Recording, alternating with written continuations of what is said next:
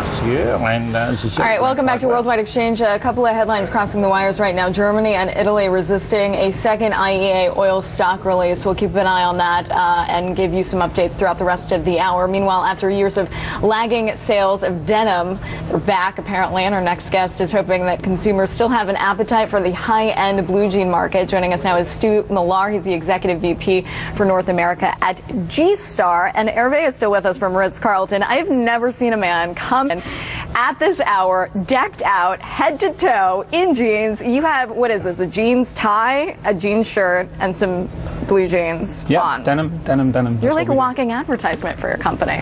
Yeah, we try to wear denim as much as possible. It's what we are. It's the essence of the brand. So we wear a lot of denim. How's business, and how are people buying $600 jeans in some cases? I know that your prices range, but at the high end, $600. How can you even put that much money into a pair of blue jeans?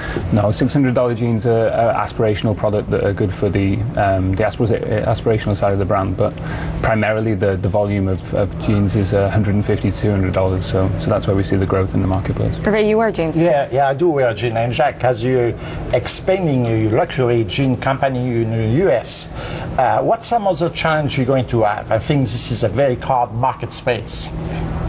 The US is an interesting market space, but there's definitely room for a solid brand like G-Star. So the unique selling point of G-Star is that we're really a denim-based company that really give a good stock system. So we have 1 million pairs of denim on stock right now. We're a $1.2 billion company, so therefore we're very, very stable, and we're 22 years old. So we know that we can be a reliable partner for US retailers. Where are you presently in the US? We have 14 monobrand stores, so that's G-Star stores that solely present the full range of G-Star product. And then alongside that, we deal with department stores, so the key department stores in the States. And then we also have a Q store concept. And the Q store concept, if you can imagine walking into a shopping mall, you see monobrand stores, so it's 100% of G-Star, for instance. And then if you walk one level down from this, we created a new concept which is 50% or 60% G-Star with some other brands beside it to create like an interest point. And then from there you go into the department store, and the department store is really this kind of sea of multiple brands that you have to go and find what you want, and there's very many different brands in there that you can shop.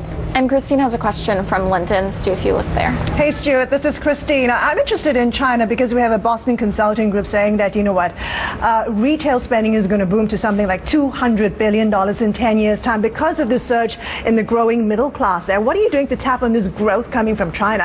And do people in China actually understand your brand? People in China do understand the brand. We've been in China for about 10 years. We have a very strong presentation, so we have multiple G-Star stores and we have multiple shop-in-shops within department stores. So China's a focus market for us, but no more than the other 90 countries that we distribute to. So we think there's a growth potential for G-Star all over the world.